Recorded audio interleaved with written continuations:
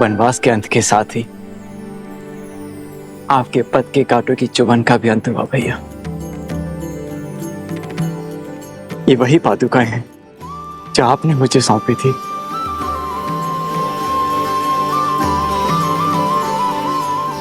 आपकी अनुपस्थिति में इन्हीं के कारण अयोध्या सुखी और सुरक्षित रही। आज मैं अपनी ग्लानि से मुक्त हुआ, अपने दायित्व से मुक्त हुआ। मेरे कारण आपके शीश से छत हटी, आपके चरणों से ये पादुकाएं दूर हुई। किंतु अब आप अयोध्या का मुकुट और ये पादुकाएं ग्रहण कीजिए।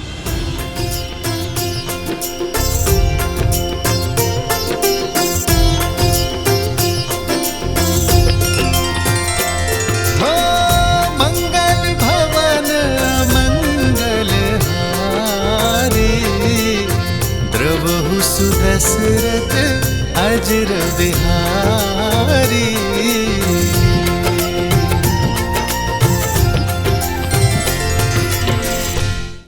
भरत, भैया, आपकी अयोध्या अब आपकी हुई। आज मेरे जीवन का सबसे बड़ा उद्देश्य पूर्ण हुआ कि मैंने श्री राम को उनकी अयोध्या और अयोध्या को उनके श्री राम लौटा दिए।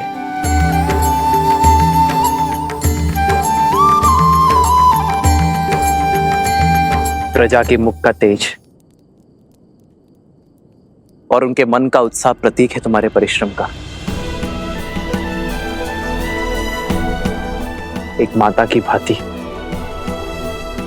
तुमने हमारी मातृभूमि अयोध्या का ध्यान रखा है।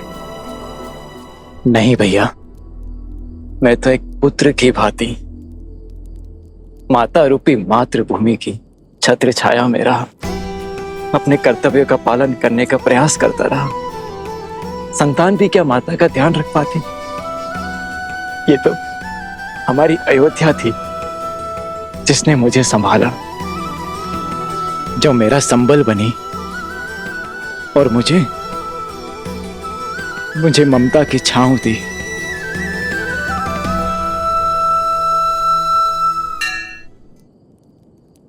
धर्म के प्रति तुम्हारी श्रद्धा ने एक नई परिभाषा रची है भरत। मेरे लिए तुम्हारा प्रेम आज हमें यह सुनहरा दिन दिखाया है। तुम्हारे राज में अयोध्या सुरक्षित थी, एक थी, और अब हम इसे मिलकर आगे बढ़ाएंगे। आदर्श और मर्यादा की है ये कथा महापावनम, काट मद श्री से मिला दे श्रीमद् रामायणम, श्रीमद् रामायणम।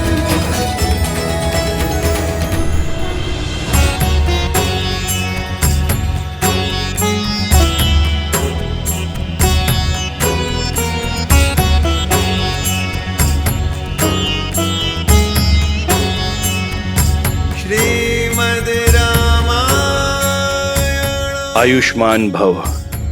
श्रीमद् रामायण, श्रीमद् रामायण। आचार्य, इस यात्रा में हमने प्रयास किया कि आपके दिए ज्ञान का मान रख पाए। राम, मुझे गर्व है कि तुमने मेरी शिक्षा का केवल मान ही नहीं रखा, बल्कि मेरी सिखाई मर्यादा को, रघुवंश के सम्मान को शिखर तक पहुंचा दिया। आज सच्ची गुरु दक्षिणा मिली है इस गुरु को। यह नगर, यह राज्य, यह प्रजा उद्देश्यहीन थी, जो कि धर्म का पथ दिखाकर नहीं, चलकर बताने से समझ में आता है। समय आ गया है, समय आ गया है। अयोध्या में धर्म ध्वजा लहराने का, राम राज स्थापित करने का।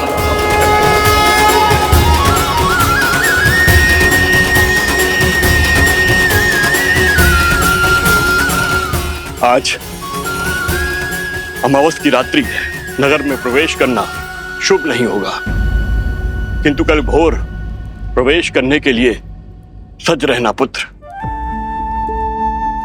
क्षमा चाहता हूं आचार्य, परंतु आप ही ने तो सिखाया था कि समय या मुहूर्त नहीं, व्यक्ति का मंतव्य है, उसके कर्म शुभ होते हैं। अमावस्या की ये रात्रि भी मुझे मेरे माताओं के दर्शन करने से, उनका आशीर्वाद लेने से नहीं रोक पाएगी। जिस अयोध्या की प्रजा ने 14 वर्षों तक मेरी प्रतीक्षा की है, उस प्रजा को अब एक और क्षण मैं प्रतीक्षा नहीं करवा सकता आचार्य। यदि मेरे कर्म शुभ है, मेरा मंतव्य शुभ है, तो अमावस्या की ये रात्रि भी अयोध्या के लिए उत्सव बनकर रहेगी। उत्तम। गुरु अपने शिष्य को शिक्षा देता है, यही परंपरा है, किंतु तुम्हारे जैसा शिष्य गुरु के लिए भी प्रेरणा बन जाता है। चलो, अयोध्या का राज सिंहासन अपने राजा के स्वागत के लिए प्रतीक्षारत है पुत्र।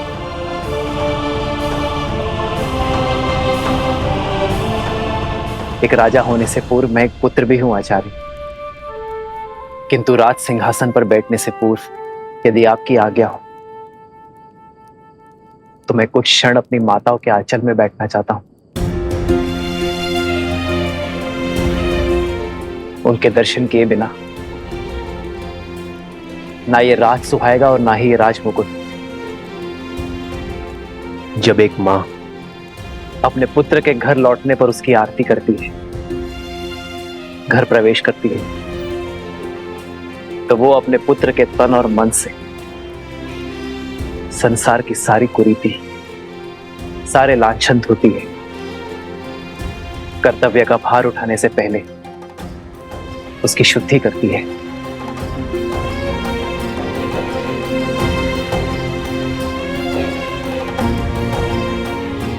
मैं भी बस वही शुद्धि की आस में हूं आचार्य।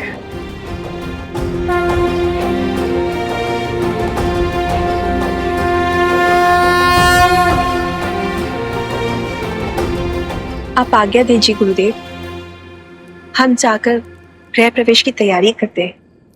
आज्ञा है।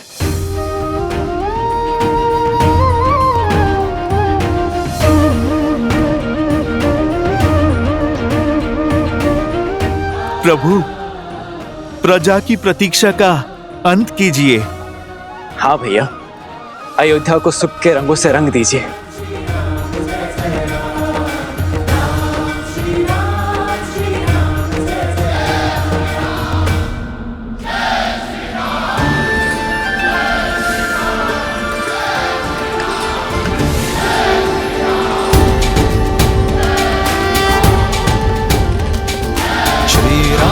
चंद्र कृपालु भजु मन हरण भव भय दारुणम।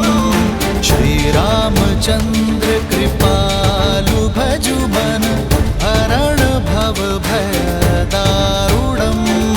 नव कंज लोचन कंज मुख कर कंज पद कंजारुणम।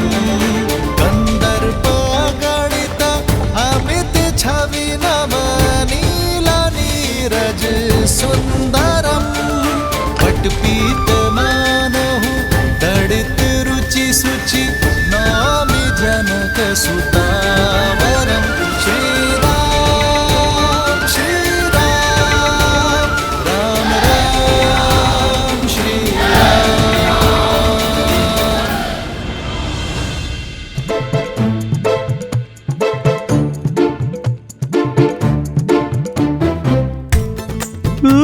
इतने सारे मिष्ठान। बहुत महीने हो गए हैं स्वादिष्ट भोजन किए हुए।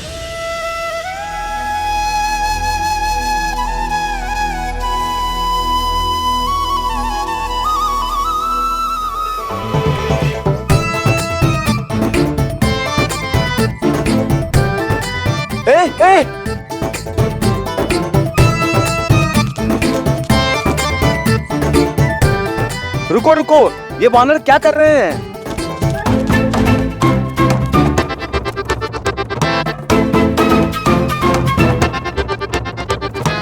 ये दुष्ट वानर तो हमारे सारे मिष्ठान लेकर भाग गए। अब हम प्रजा में प्रसाद कैसे वितरित करेंगे? डांडियों को कोई तो रोको। प्रभु, अयोध्या और इसकी प्रजा पर आपका अधिकार है और हमारा अधिकार है आपका स्वागत करना। परंतु आपके स्वागत के लिए लाए गए मिष्ठान छीनकर ये उद्दंड वानर इसे दूषित कर रहे हैं। ये वानर आपकी छवि को धूमिल कर रहे हैं प्रभु श्री राम। इन्हें अयोध्या से बाहर निकालिए प्रभु, ये रंग में भंग कर रहे हैं।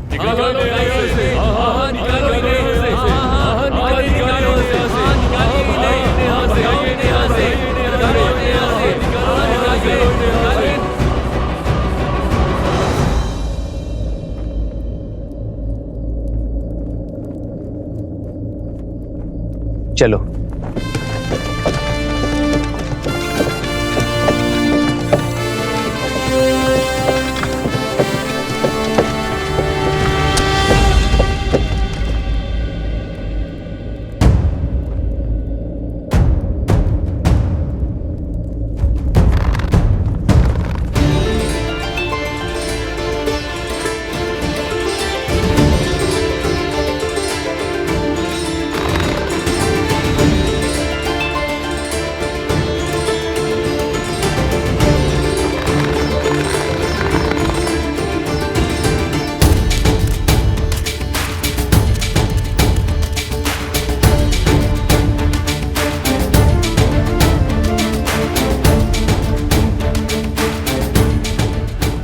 रुक जाओ, रुक जाओ।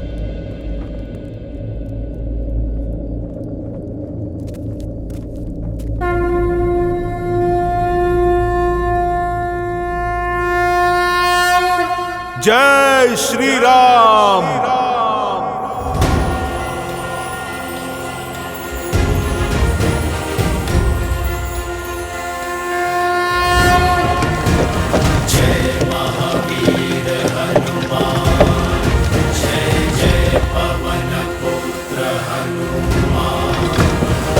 हनुमान ज्ञान गुण सागर जय कपीस तिहु लोक उजागर रामदूत अतुलित बल धामा अंजनी पुत्र पवन सुत नामा। हनुमान, रुक जा।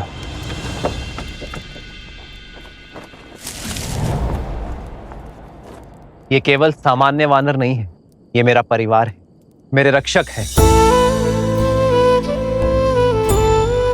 ये वो शस्त्र है जिन्होंने मुझे बाहुबल दिया। ये वो कवच है जिन्होंने युद्ध में मेरी रक्षा की। 1 वर्ष भूखे प्यासे रहे, युद्ध में मेरी सहायता की। मेरे लिए इन्होंने अनेकों यातनाएं सही। मेरे वानर वीर सीता से मिलन का सेतु बने, धर्मरथ के चक्र बने और रघुकुल कभी उपकार नहीं भूलता। यदि आज मेरे वानर वीरों के लिए अयोध्या में स्थान नहीं, तो मेरे लिए भी स्थान नहीं।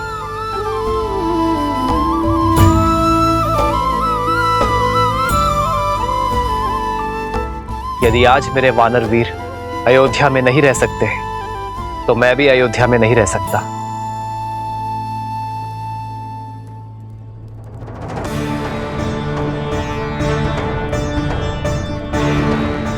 यदि मेरे वानर वीर आपको स्वीकार नहीं, तो मैं भी आपका उपहार स्वीकार नहीं कर सकता। मेरे वानर वीरों का अनादर रघुनंदन का अनादर है, रघुकुल का अनादर है।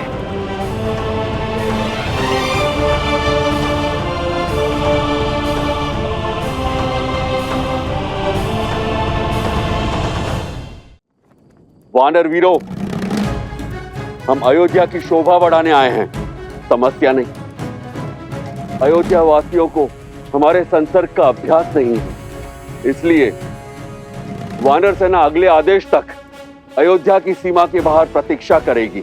यह उनके राजा का आदेश है।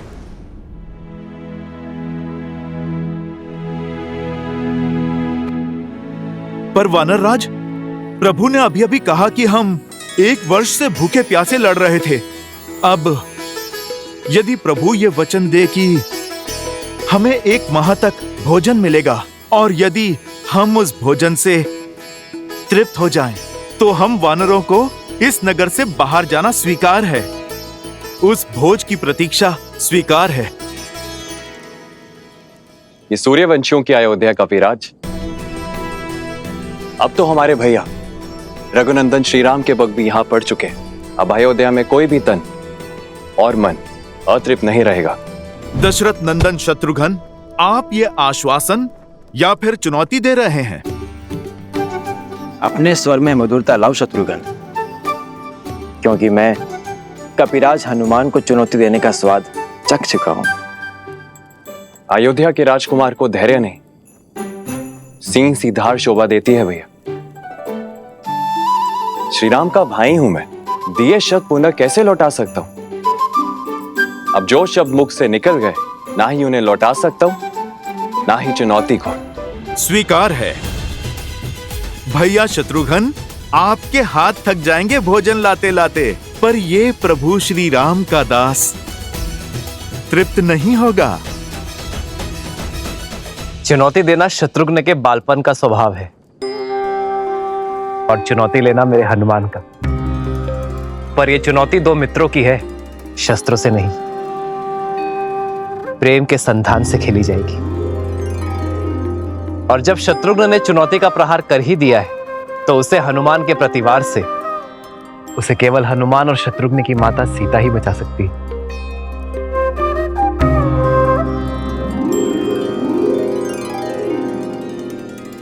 माता के हाथ से ग्रास लेकर तो तृप्त हो जाओगे ना पुत्र हनुमान?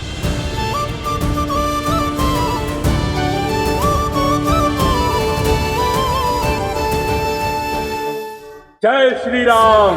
जय श्री राम। जय श्री राम।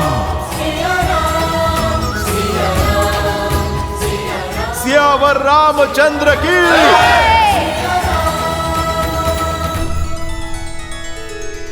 कुछ कहने की आवश्यकता नहीं है देवी। मैं भली भांति जानता हूं क्या चल रहा है आपके हृदय में।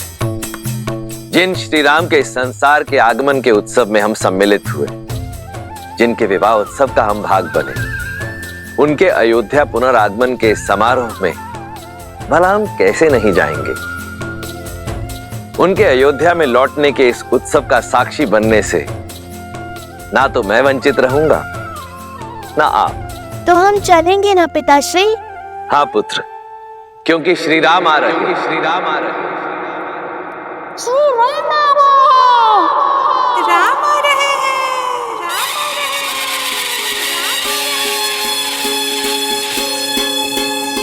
नई ओर भई सूरज जागा पाए अमृत ये मन प्यासा, पतझड़ बीता मधुरत आई, जीवन में जैसे सुध पाई। सुखी धरा पे जैसे महबर से ठंडक पाए नैना तर से, महायुद्ध अयोध्या ने जीता, लौटे हैं राम लखन सीता। हमरे राम जी सिया पधारे सरयू के किनारे, द्वार सजाओ संग साथिया, सौभाग्य है जगरे दुख दूर भय सारे, स्वागत में नाचो संग साथिया।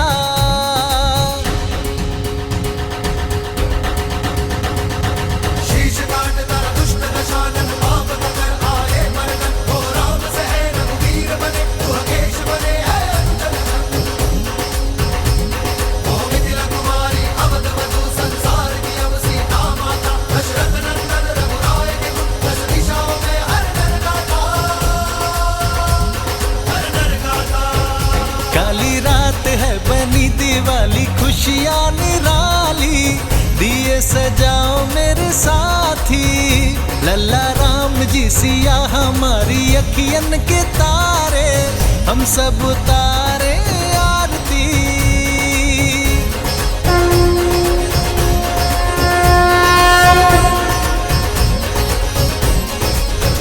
श्री रामचंद्र कृपालु भज मन, हरण भव भय दारुणम, नव कंज लोचन कंज मुख कर, कंज फल कंजारुणम। सिया राम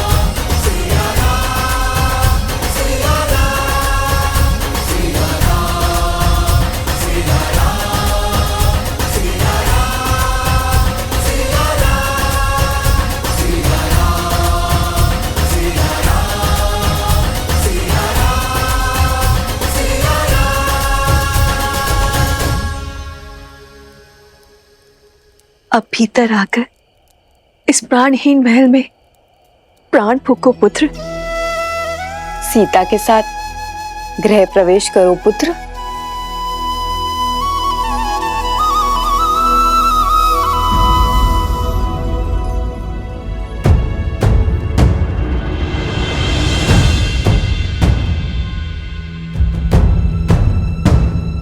क्या हुआ पुत्र?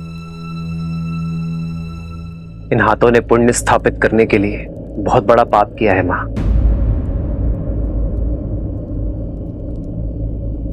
रावण का वध कर ब्रह्म हत्या के पाप से मलिन हुए।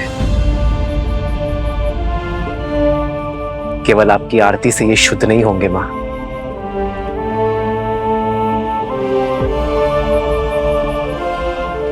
तो क्या हमारे स्नेह में या आरती में कोई कमी रह गई है पुत्र? आपके स्नेह में कोई कमी नहीं है मां, कमी है माताओं की उपस्थिति में।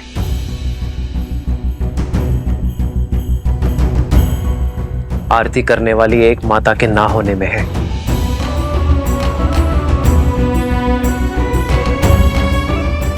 इस आरती के लिए मेरी माता कैकेयी के 2 हाथ कम पड़ गए माता। कैकेयी के दुख और लज्जा का भान नहीं है तुम्हें। कहती है फिर तुम्हें कभी मुख नहीं दिखाएगी। उसे भय है कि तुम्हारा सामना करने में वो सक्षम नहीं। उसने संदेश भिजवाया है कि वो राम से दृष्टि मिलाएगी तो वो जी नहीं पाएगी। उसकी आत्मा उसका शरीर छोड़ देगी और तुम्हारे गृह प्रवेश में वो कोई अपशगुन नहीं चाहती। फिर तो वनवास से भी बड़ा संकट हो जाएगा मां। माता कैकेयी का ना आना अपशगुन होगा। मेरी माता कैकेयी के आशीर्वाद के बिना मैं नगर में तो प्रवेश कर गया, किंतु गृह प्रवेश नहीं कर पाऊंगा। प्रवेश नहीं कर पाऊंगा। प्रवेश नहीं कर पाऊंगा। रघुनंदन तो बन गया, किंतु रघुकुल का राजा नहीं बन पाऊंगा। राजा नहीं बन पाऊंगा। मैं अपनी माता कैकेयी के बिना घर प्रवेश नहीं करूंगा। मैं प्रवेश नहीं करूंगा।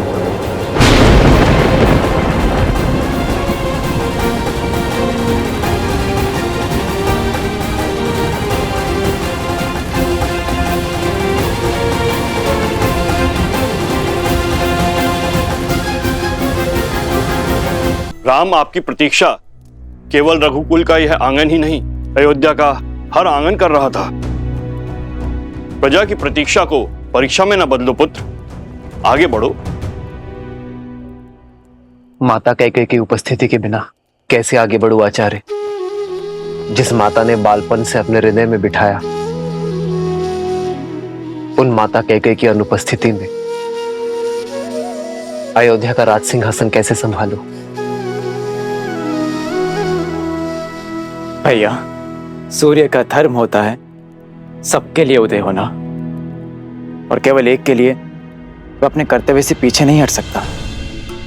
लज्जा का भार ममता पर हावी है, और इसीलिए रानी कैकेयी ने स्वयं को एक कक्ष तक सीमित कर लिया है। जब मन में ही ग्लानि हो तो आशीर्वाद के लिए हाथ कैसे उठ सकते हैं? और केवल उनके लिए आप अयोध्या की प्रजा को आशीर्वाद देने उठे हाथों की उपेक्षा नहीं कर सकते। आइए ना भैया, गृह प्रवेश कीजिए ना। घर क्या होता है भरत? दीवारें, छत, या वो आश्रय जो सुविधाओं से तो भरा है, किंतु उसमें प्रेम का वास नहीं। घर का प्रारंभ होता है मां से, और यदि माता का मन ही अशांत हो तो घर शांत कैसे हो सकता है भरत? यदि आज मैं अपनी माता की लज्जा का अंत ना कर पाया तो उसी ग्लानि का अंग बनना स्वीकार है मुझे। माता कैकेयी के आशीष के बिना मैं गृह प्रवेश नहीं करूंगा। राम, तुम्हारे कर्म और विचार दोनों शुद्ध हैं। तुमने अधर्म का अंत कर धर्म की ध्वजा लहराई है। संसार का तारक स्वयं ग्लानि के सागर में कैसे डूब सकता है? किस काम के मेरे वो सुकर जो मेरे माता के मन की पीड़ा न हर सके। जो माता की पीड़ा न समेट पाया वो प्रजा का कष्ट कैसे हर पाएगा आचार्य? श्री राम उचित कह रहे हैं आचार्य। इस समय पुत्र का कर्तव्य राजा के दायित्व से बड़ा है।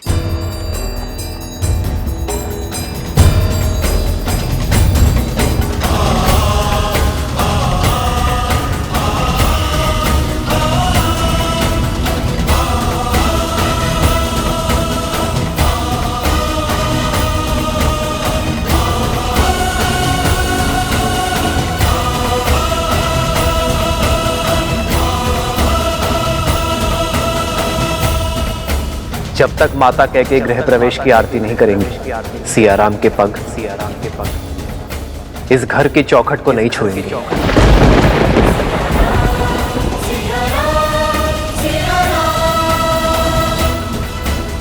हमें महारानी कैकेयी को बुलाना ही होगा, अन्यथा सूर्यवंश, सूर्य सा तेजस्वी राम खो बैठेगा।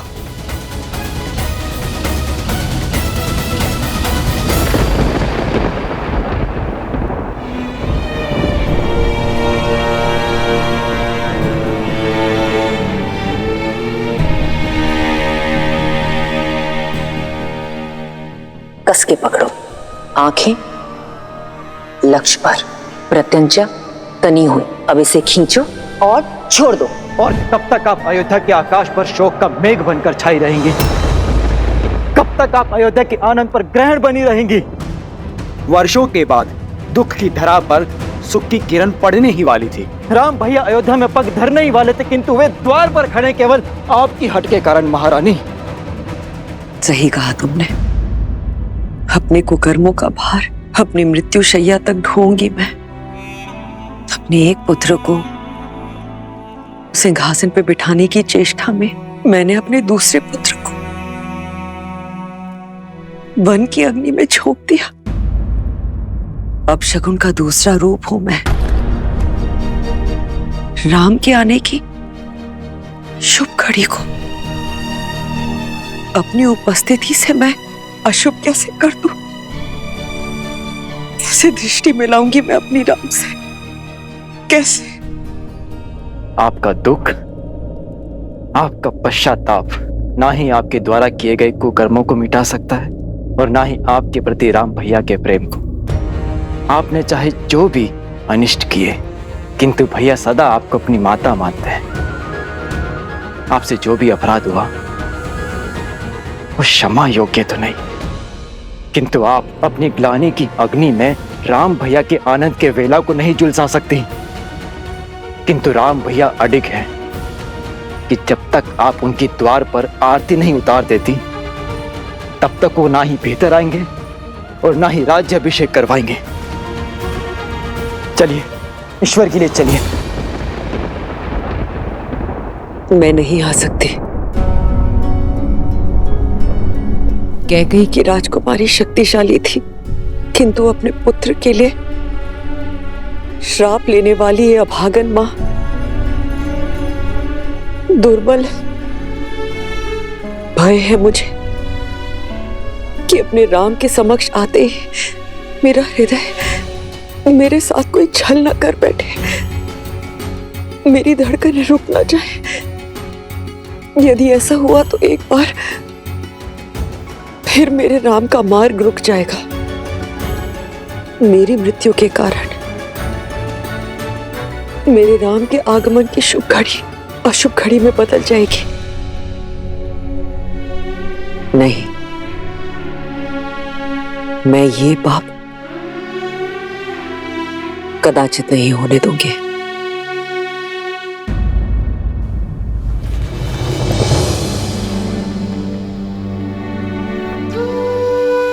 आज प्रेम के आगे ग्लानि को झुकना ही होगा। आपको चलना ही होगा। नहीं चल सकती मैं भरत। क्षमा कर दो मुझे। समझाओ मेरे राम को कि मेरा मन और विवेक मेरे वश में नहीं। अब तो प्रभु से सिर्फ इतनी ही प्रार्थना है कि मैं शीघ्र ही अपने राम को राज सिंहासन पर बैठे हुए देखूं। उसके पश्चात मैं निश्चित रूप से अपने प्राण त्याग सकती हूँ। उसके पश्चात मैं तुम्हारे पिताश्री से क्षमा मांगने परलोक जा सकती हूँ। कदाचित तभी मेरी आत्मा को शांति मिलेगी। क्षमा कर दो भरत, क्षमा करो। निर्बलता के इस क्षण में कैकेयी को विश्वास दिलाने का बल देना नारायण, कैकेयी को राम की दृष्टि मिलने का संबल और उसे आशीर्वाद देने का साहस देना। राम के लिए, अयोध्या के लिए कैकेयी का चित्त शांत करना होगा आपको। उसे ये विश्वास दिलाना होगा कि उसका आशीर्वाद श्राप नहीं, अयोध्या की कल की नींव है। हे भगवान, हमें तारिए। 14 वर्ष तक अयोध्या ने प्रतीक्षा के आंसू पिए हैं। इस प्रतीक्षा का अंत कीजिए। अब क्या होगा? महारानी कैकेयी बाहर आएंगी या नहीं? ना आए तो ही अच्छा है, जिसके कारण हमारे राम ने इतने कष्ट भोगे, महाराज दशरथ ने प्राण त्यागे, उसकी तो छाया हमारे भावी महाराज पे पड़नी भी नहीं चाहिए। सीते, यदि आज माता कैकेयी का सम्मान स्थापित ना हो पाया तो कभी नहीं होगा। संसार यही कहेगा कि अपनी पत्नी का मान बचाने के लिए महायुद्ध लड़ने वाला राम अपनी मां का सम्मान ना बचा पाया। जो भक्त ग्लानि के बेड़ियों में बंधे हो, वो आपके पास कैसे आएंगे आर्य? जब जड़ें सूखी हो तो केवल पत्तों पर पानी डालने से वृक्ष हरा नहीं होता। जड़ों को सींचने से उसके प्राण जागते हैं। आप पहले भी कर चुके हैं आर्य। पहले माता अहिल्या थी, अब माता कैकेयी। आपको उनके सोए हुए मन को जगाना होगा आर्य। यदि पत्नी तुम जैसी धर्मात्मा हो तो व्यक्ति के लिए कोई लक्ष्य संभव नहीं है सीते। धन्यवाद। श्री राम राम राम श्री राम। महल के स्थान पर ये कहाँ चले गए श्री राम? कहाँ चले गए श्री राम?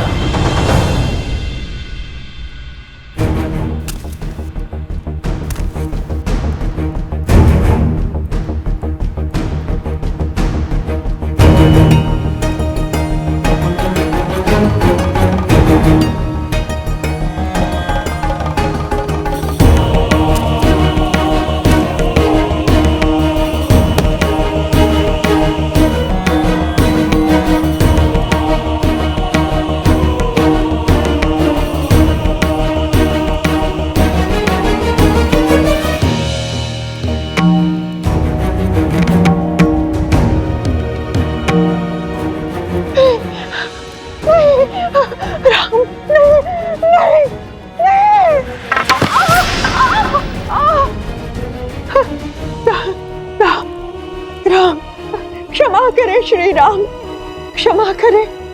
ये दुष्टा अपने सारे अपराध स्वीकार करती है। मैं आपके पग पड़ती हूँ प्रभु। मैं पहले बहुत दंड भुगत चुकी हूँ, मुझे और दंड मत दीजिए, और दंड मत दीजिए। नहीं नहीं नहीं राम, नहीं नहीं।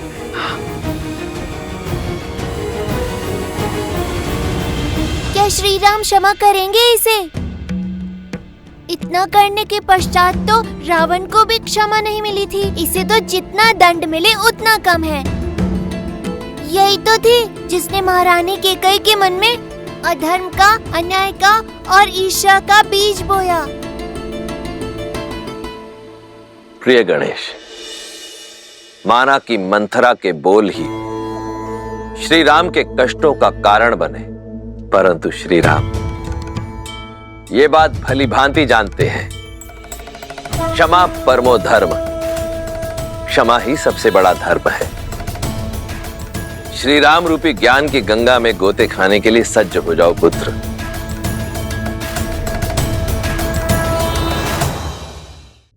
जिसे भय मार रहा हो उसे और क्या दंड दिया जाए? आपका भय ही आपका दंड है मंत्रा। किंतु तुम यहाँ?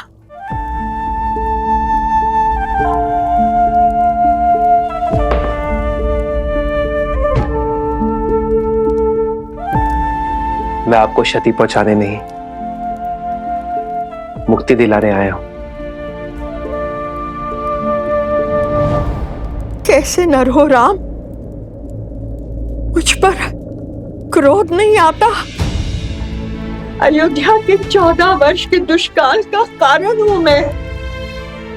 तुम्हारे वनवास का कारण महाराज दशरथ की असमय मृत्यु का आधार हूं मैं। मेरे इन अपराधों को दंड देने का मन नहीं चाहता। आपने कुछ नहीं किया मंत्रा, ये तो नियति थी, समय था जो ऐसा चाहता था। आप तो केवल निमित्त है मंत्रा। यदि आप नहीं करती तो कोई और करता, किंतु होता यही, ये राम वनवास ही जाता।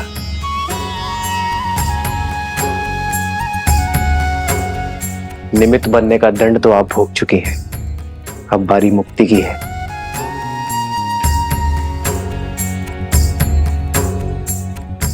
आइए आइए मंत्रा।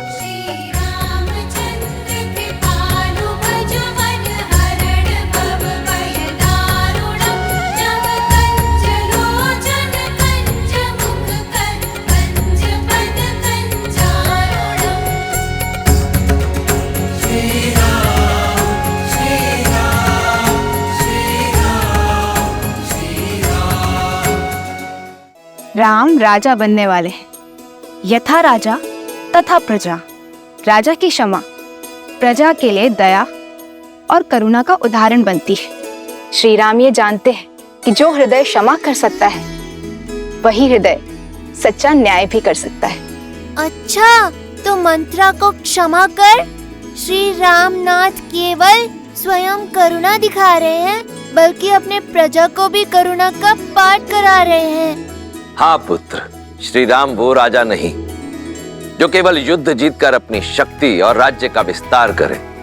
श्री राम तो वो राजा हैं जो मन जीतकर सबके हृदय के सम्राट बनना जानते हैं। और आज मंथरा को क्षमा कर उन्होंने इस संपूर्ण संसार को राम राज्य की एक झलक मात्र दिखाई है।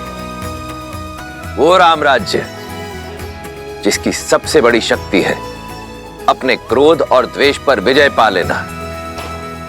अपने इस कृत्य से श्री राम ने संसार को यह दिखा दिया कि एक राजा का सबसे बड़ा बल है क्षमा करना।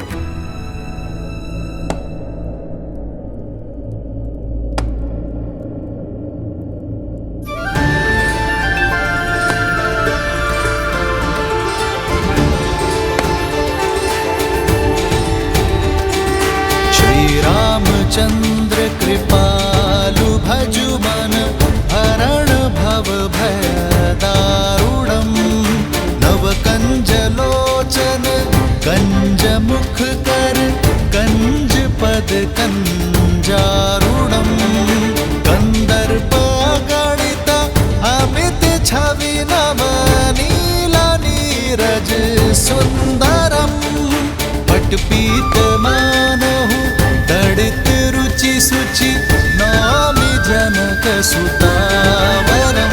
श्री राम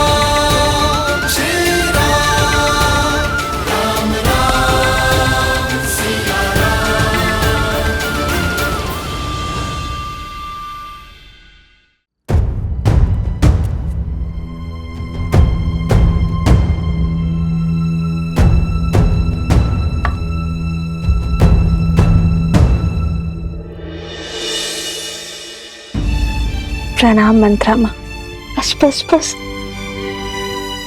खुश रहो पुत्री, सुखी रहो।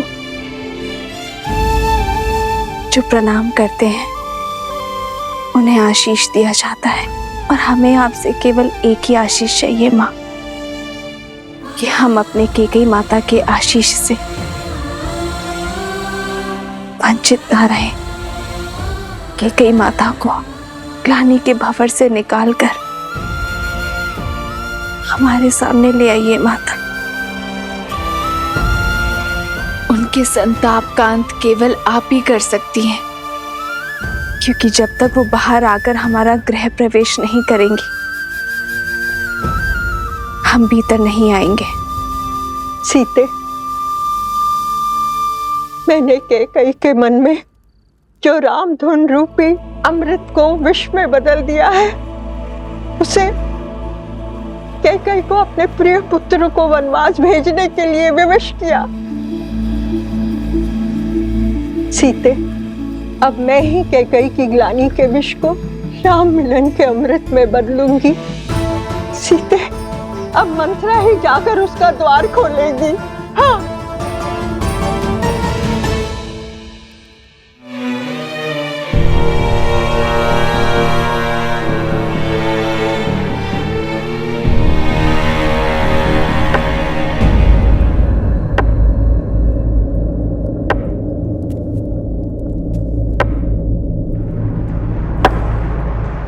रुक जाओ।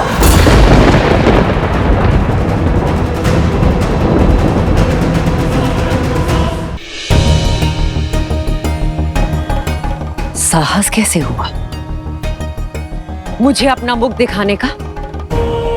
और तुम्हें मुक्त किसने किया?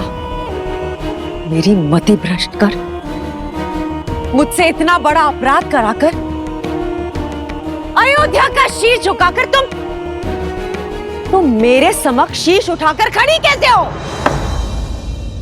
कैसे खड़ी हूं?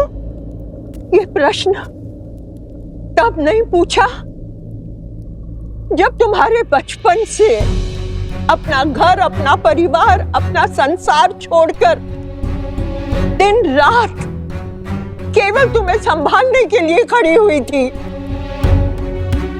कितनी अभागन हूं मैं, जिसे अपनी संतान की भांति पाला, वही मुझे अपराधन मानती है, जिसे प्रेम की छांव में रखना चाहा, उसी के क्रोध का पात्र हूं मैं। कैकेयी, क्या भूल थी मेरी? ना मैं अयोध्या की पुत्री, ना बहू। कैकेयी से आई, किंतु तुम्हारी भांति अयोध्या की ना बन पाई। यही भूल थी ना मेरी। अपने राष्ट्र का प्रभाव, उसका मान बढ़ाना चाहा, उसकी शक्ति बढ़ानी चाहिए। यही थी मेरी भूल। ये सब केवल तुम्हारे लिए किया कैकेयी, केवल कैकेयी राज के लिए किया। परंतु इस राष्ट्र प्रेम का परिणाम क्या मिला?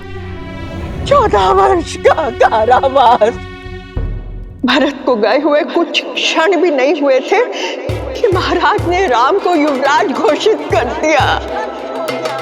ऐसा कुछ करो कि महाराज स्वयं तुम्हारे पास आए। अयोध्या के सिंहासन पर अब राम नहीं, भरत बैठेगा। भरत बैठेगा। राम के लिए 14 वर्ष का वनवास। कुछ नहीं सुनना है मुझे, कुछ नहीं सुनना है। चली जाओ यहां से। हाँ कैकेयी,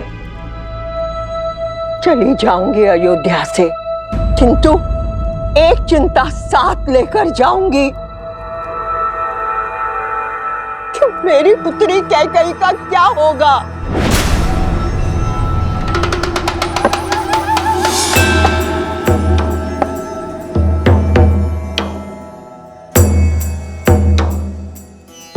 लौट आया है राम। अब देखना कैसे उसके क्रोध की बेड़ियां तुम्हारी स्वतंत्रता को जकड़ती हैं। कुछ कुछ भी करके राम को रोक लो कैकई, अन्यथा तुम और तुम्हारा भरत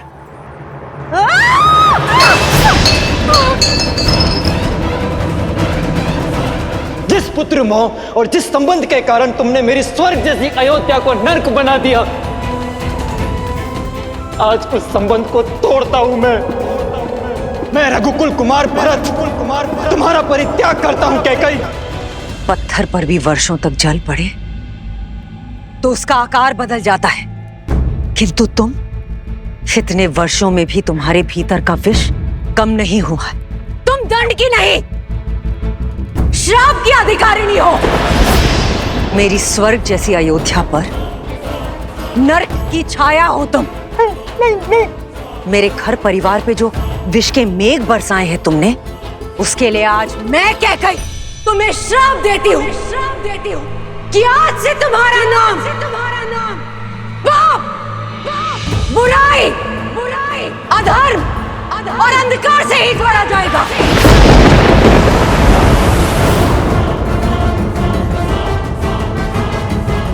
सुख की सूचक तुम कभी नहीं बन पाओगे, और मृत्यु के पश्चात भी अपने कर्मों के कारण तुम्हारी आत्मा अग्नि में झुलसती रहेगी।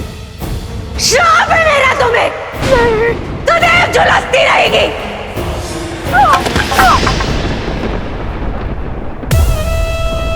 दासी हूं ना, जो स्वामी दे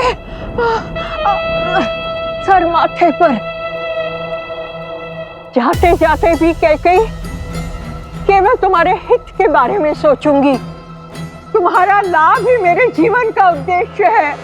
मेरी बात समझो, राम के स्वागत के लिए मत जाना, क्योंकि अगर तुम उसकी आरती नहीं उतारोगी तो वो अयोध्या में प्रवेश नहीं करेगा। उसे राजा मत बनने दो कैकई, क्योंकि यदि वो सिंहासन पर बैठा तो तुम्हारा अंत निश्चित है। केवल तुम ही हो जो राम के उज्जवल भविष्य को अंधकार में डाल सकती हो। केवल तुम ही उसे अयोध्या का नरेश बनने से रोक सकती हो कैकई। मत जाना, मत जाना।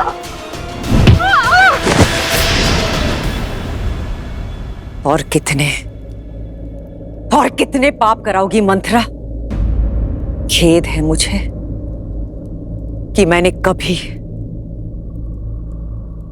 तुम्हें अपनी माता माना था।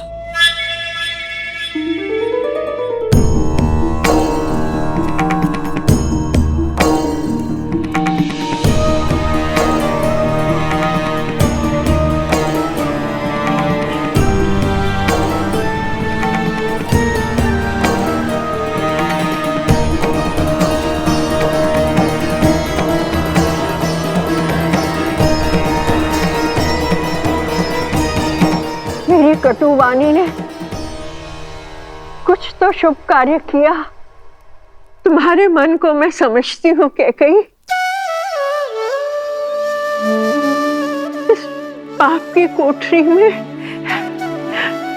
मेरे दुष्ट भाव ने तुम्हें डाला था, किंतु मैं जानती थी कि मेरे कटु वचन ही तुम्हें इससे बाहर निकालेंगे।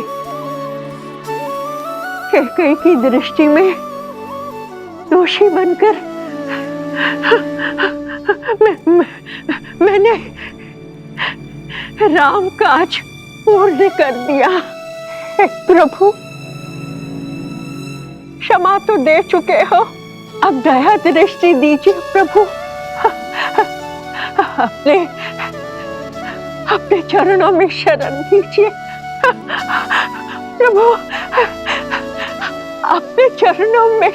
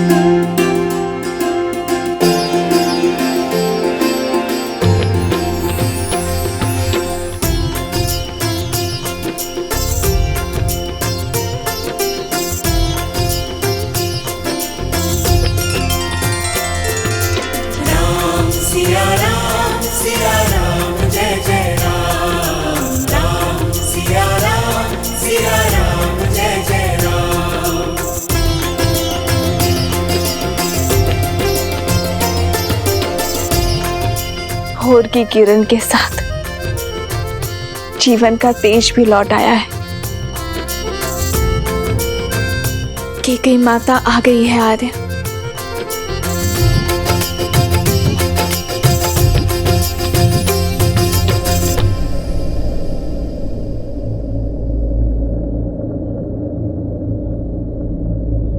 माँ,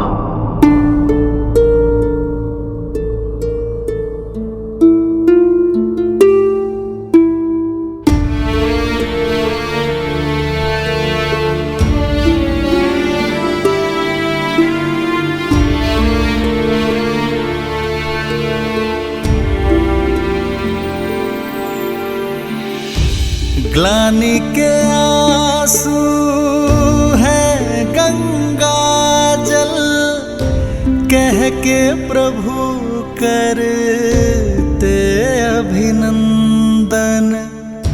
मुख मुस्कान हृदय में, कैकेयी त्रास हरे रघुनंदन। माँ का श्राप भी वर से कम ना, हर सपूत श्री राम सबन्ना। राम मेरे राम मेरे राम मेरे राम, राम प्रभु राम श्री राम। मेरी माता के ये अश्रु मेरे लिए पवित्र गंगा जल से पावन है। इन अश्रु को हाथों में लेकर ब्रह्म हत्या का पाप मेरे हाथ से धुल गया। माँ, आशीष नहीं देंगी माँ?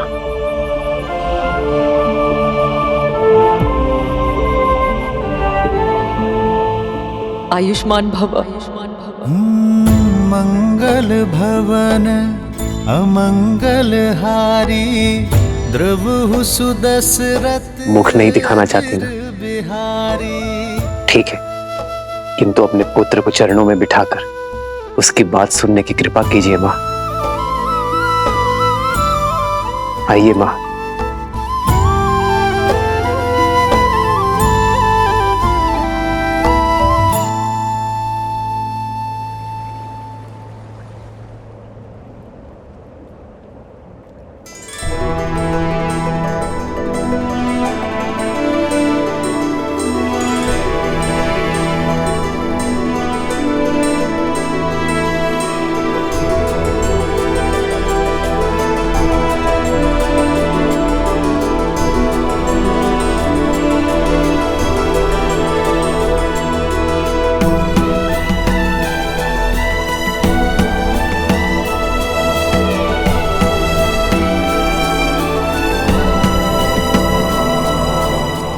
बैठिए माँ।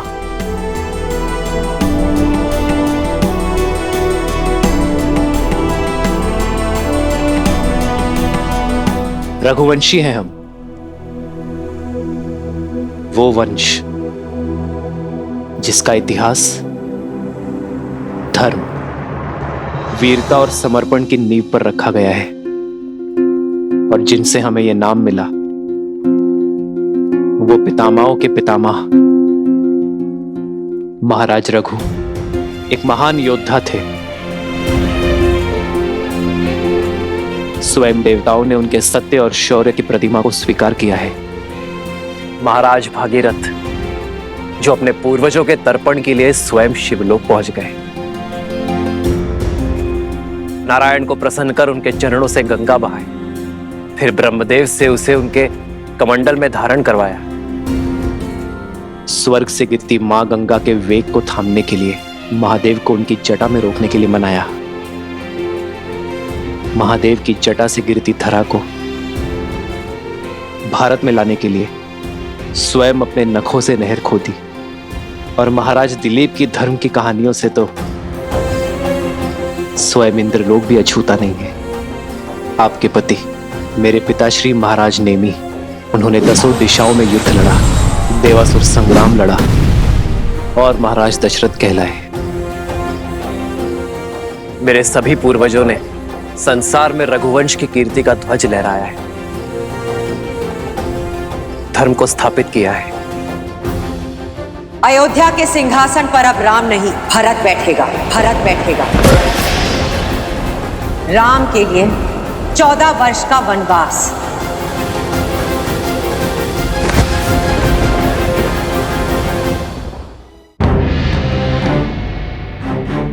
पर सोचिए मां, इतने प्रतापी योद्धाओं में से किसी ने दक्षिण की ओर प्रवास करने की इच्छा नहीं की, किसी ने वहां धर्म का ध्वज नहीं लहराया। वो अवसर मुझे मिला मां, मुझे, और वो अवसर मिला आपके कारण। यदि आप मुझे वन में ना भेजती तो रावण का अंत कैसे होता मां? संसार में मर्यादा और धर्म की स्थापना कैसे होती? यदि आप ना होती तो इतना बड़ा समाज, मेरे वानर वीर, रीछ, असुर, ये सभी धर्म और ज्ञान की गंगा से वंचित रह जाते मां। मां, यदि आप ना होती तो समस्त दक्षिण आज उत्तम धर्म का सुख नहीं भोग पाता मां। मां, आपका दिया ये वनवास समस्त आर्यवर्त के लिए वरदान बना। वो आप ही थी जिन्होंने महाराज दशरथ से लड़कर हम भाइयों को गुरुकुल भेजा। मां, वो आप ही थी जिन्होंने रावण का अंत और मर्यादा की स्थापना का आधार रखा। ये जो मेरे मित्र हैं, मेरे सहायक, मेरे वानर वीर, जिन्होंने मेरी रक्षा की, ये केवल मेरा राज्य अभिषेक देखने नहीं आए हैं मां, केवल यहां भोज खाने नहीं आए हैं। ये उस माता के दर्शन करने आए हैं जिन्होंने 14 वर्ष का एकाकीपन काटकर भी अपने पुत्र को समाज और धर्म की रक्षा के लिए भेजा। जिसे आप अपराध समझ रही हैं, वो मेरे वानर वीरों के लिए उद्धार बना। इतना घोर लांछन सहने पर भी आपने संसार में मर्यादा और धर्म की स्थापना में योगदान दिया है मां।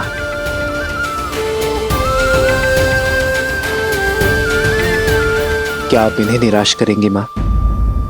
मुझे ना सही, इन्हें तो अपने दर्शन का लाभ दे दीजिए, इन्हें इनकी यात्रा का प्रसाद दे दीजिए मां।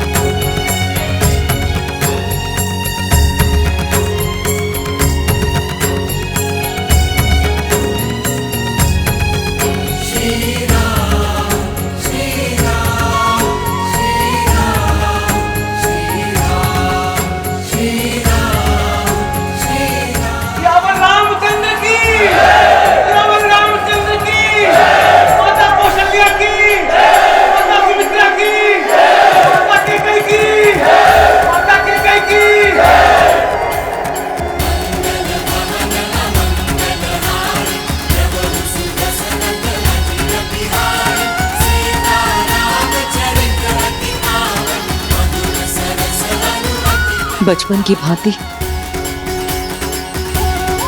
इस बार भी मुझे मना ही लिया तुमने।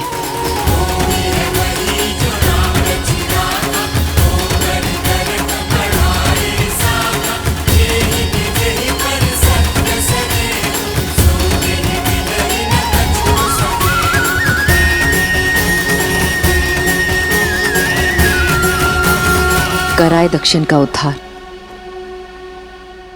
किंतु अब मेरे राम को राजा बनना होगा। अयोध्या को, अपनी प्रजा को आगे ले जाना होगा। अपने वंश को आगे बढ़ाना होगा राम। इस राज्य का उद्धार करना होगा। रामचंद्र की, रामचंद्र की, रामचंद्र की।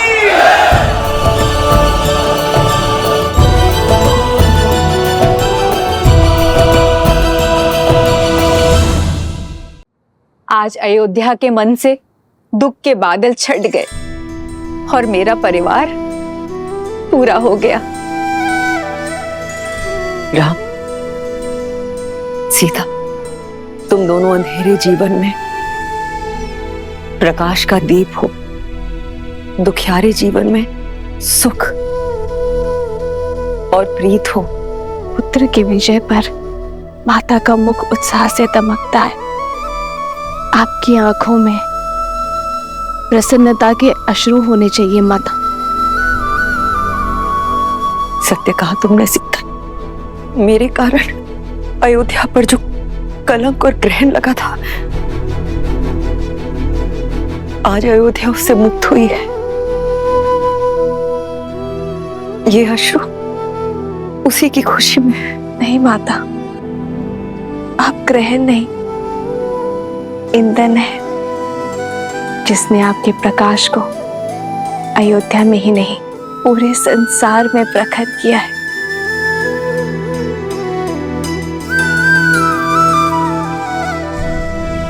भरत भैया, सबके मन हल्के हो गए हैं। अब आप भी अपने मन का भार उतार दीजिए। नियति के लेख का दंश माता को मत दीजिए भैया, क्षमा कर दीजिए उन्हें।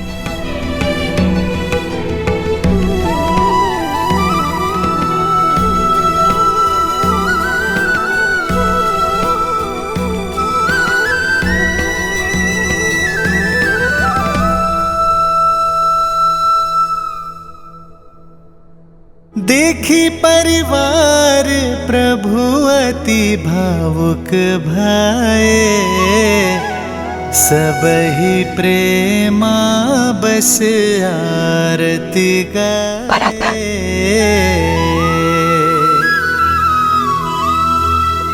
आगे सिया रामा सुख पाए, मनहु मोह माया मिटाए।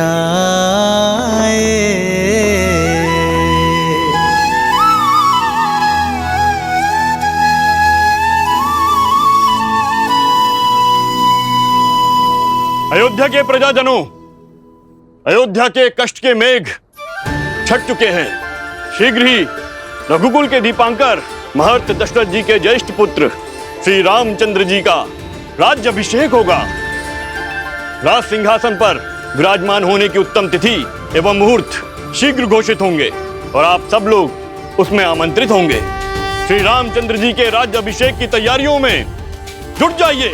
रामचंद्र की, रामचंद्र की।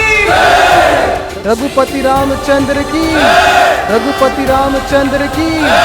माता सीता की, माता सीता की।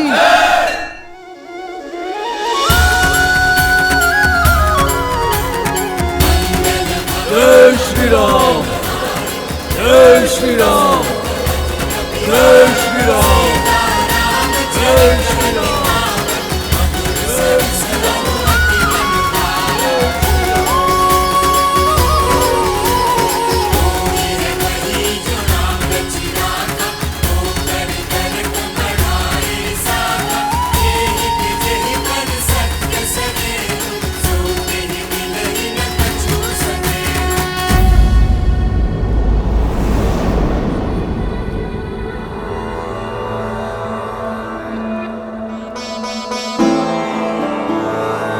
राम,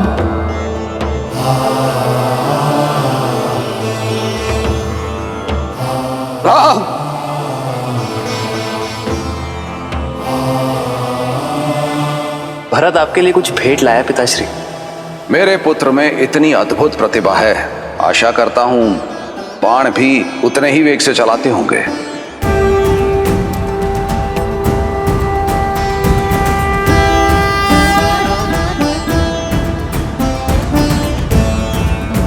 आपका राम लौटा है पिताश्री, अपना दायित्व पूर्ण करके। किंतु आज आपके सामने रावण का वध करने वाला योद्धा नहीं खड़ा है, अपने पिता की आज्ञा का पालन कर लौटा पुत्र खड़ा है।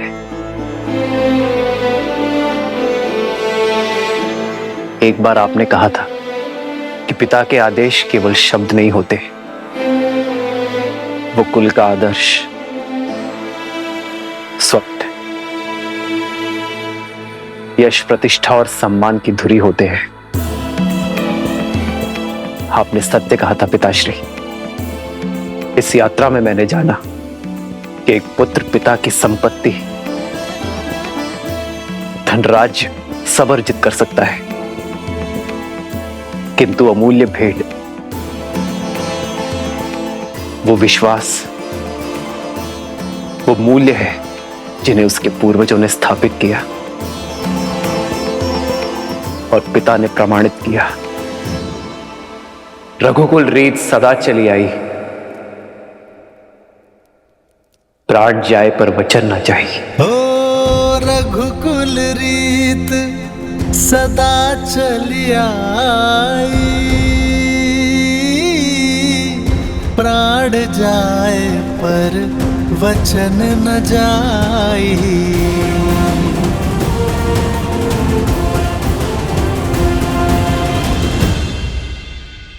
मित्र, इतना समय हम आपके साथ रहे, आप हमें जानते हैं और हम आपको। किष्किंधा वासियों के मन में इच्छा है कि हमें भी अयोध्या देखने का, जानने का सौभाग्य मिले। हाँ प्रभु, हम सबने अयोध्या के बारे में बहुत सुना है और अब प्रभु जानना चाहते हैं। अवश्य हनुमान, कुछ क्षण आप सभी विश्राम कर लीजिए, मैं स्वयं आप दोनों को अयोध्या भ्रमण के लिए ले जाऊंगा। 14 वर्ष बीत गए, मैंने अपने राज्य का भ्रमण, अपने अयोध्या के दर्शन नहीं किए। महर्षि मुग्दल के स्वागत के साथ अयोध्या भ्रमण भी हो जाएगा।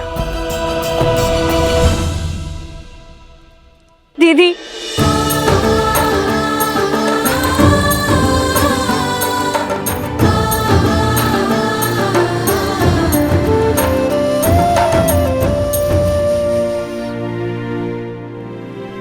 मुझे उर्मिला से मिलना है। कैसी है वो?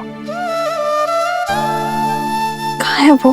वो तो अब तक सोई हुई है, वर्षों से आंख नहीं खोली, अपने पति को दिए हुए वचन का पालन कर रही है।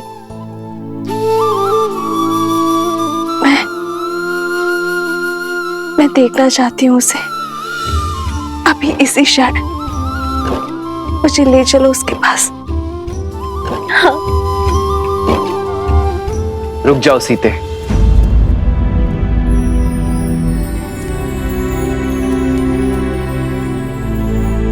उर्मिला का प्रण पूरा होना अभी शेष है सीते। उर्मिला अपनी निद्रा केवल लक्ष्मण की उपस्थिति में ही तोड़ सकती है। जाओ लक्ष्मण, और जाकर अपनी पत्नी से मिलो। तुम्हारे और उर्मिला के सम्मिलित प्रण के कारण ही मेरा और सीता का प्रण पूरा हो पाया है।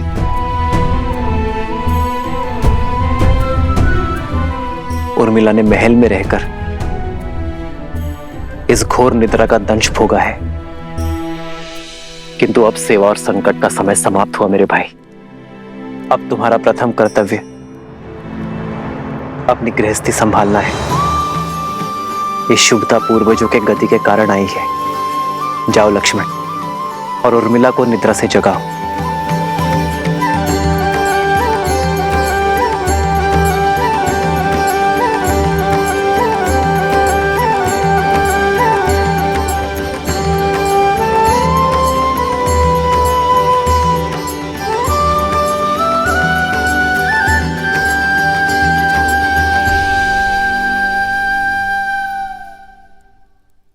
14 वर्ष तक मैं आपकी नींद लेती रहूंगी ताकि आप 14 वर्ष तक बिना सोए अपना धर्म निभा सके।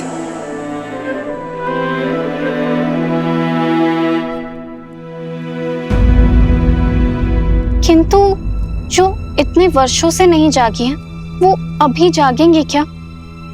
मुझे तो बहुत घबराहट हो रही है। श्रुतकीर्ति, निद्रा 4 प्रकार के होते हैं: परिश्रम, मदिरा, मोह और दुख। परिश्रम से आई निद्रा सूर्य के प्रकाश से खुलती है। मदिरा से ऐसी निद्रा आती है जो चेतना के जागने से खुलती है।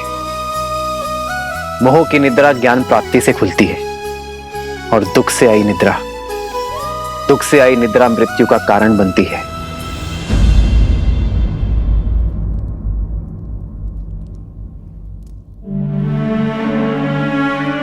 मैं जहां पर भी रहूं आर्य, मेरा मन सदैव आपके पास ही रहेगा।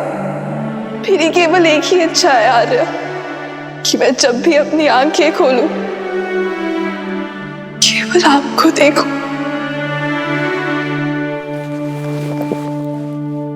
उर्मिला,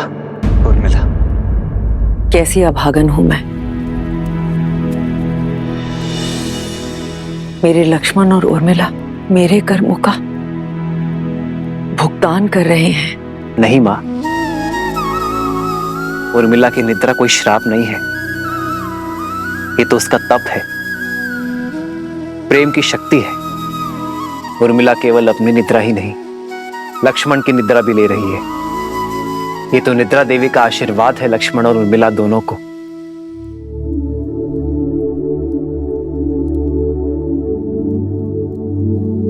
देखिएगा मां, लक्ष्मण के बुलाते ही उर्मिला अपनी निद्रा से जाग जाएगी। उठो उर्मिला, आंखें खोलो, देखो, मैं आया हूं।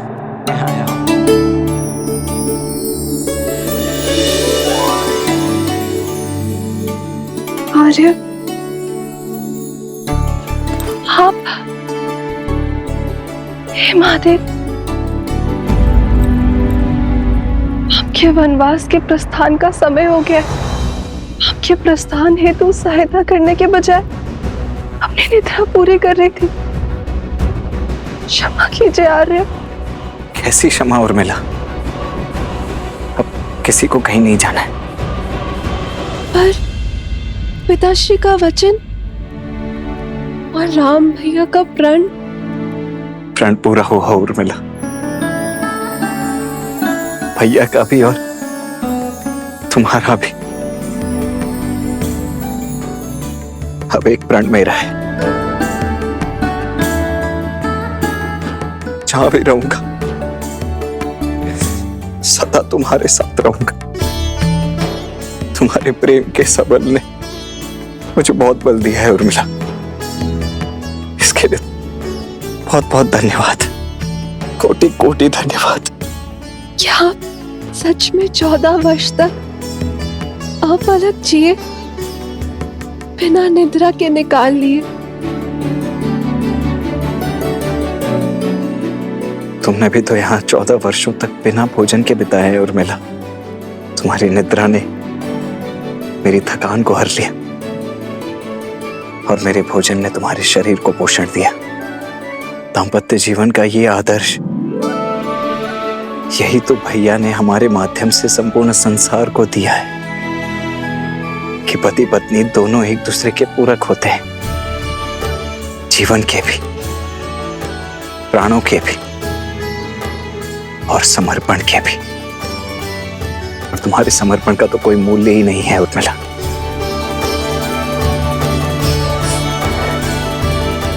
अब चलो, पूरा परिवार, समस्त अयोध्या और विशेषतः भाभी माँ तुमसे मिलने के लिए अत्यंत व्याकुल है। मैं भी आ रही हूँ। आओ दीदी।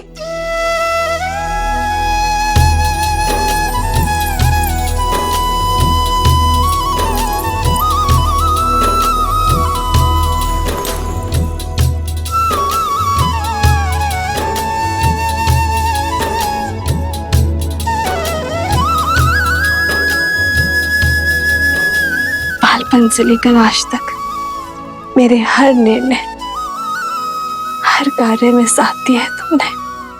और आप मेरे और मेरे पति के लिए, इस रघुवंश के लिए लक्ष्मण भैया को हमारे साथ भेजा। एकांत का दंश भी झेल लिया तुमने।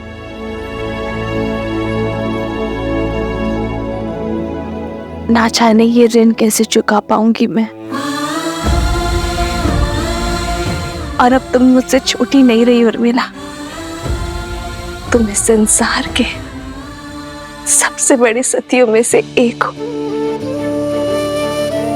मैं वो चंद्रमा हूँ जो अपने दीदी के प्रकाश से तेज पाता है।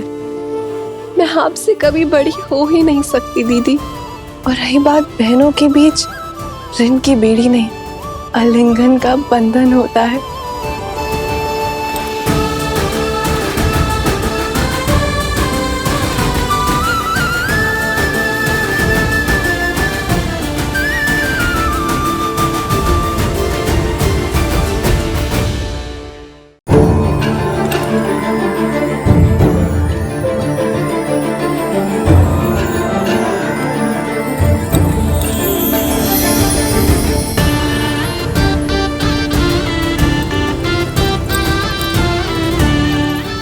बहुत सुंदर, प्यारा लग रहा है।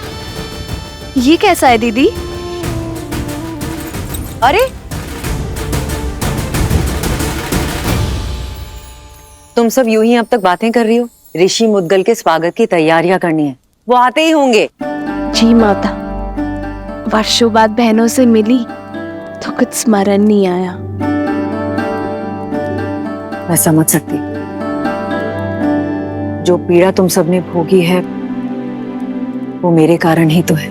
नहीं माता, जितना कष्ट हमने सहा उससे कहीं अधिक आपने सहा।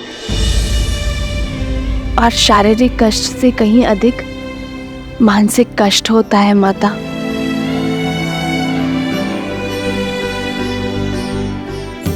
धन्यवाद मेरी पुत्री। किंतु अब कष्ट के और पीड़ा के दिन समाप्त हुए।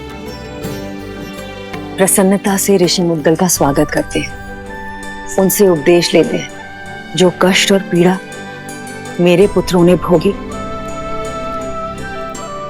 वो मेरे पोतों को ना भोगनी पड़े।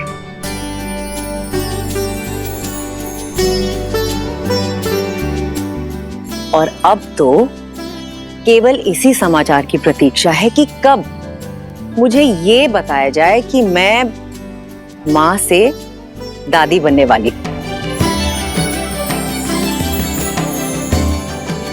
अरे तुम सब यूं ही शर्माती रहोगी या चलोगी मेरे साथ? शीघ्र चलो और गुरुजी का आशीर्वाद लो।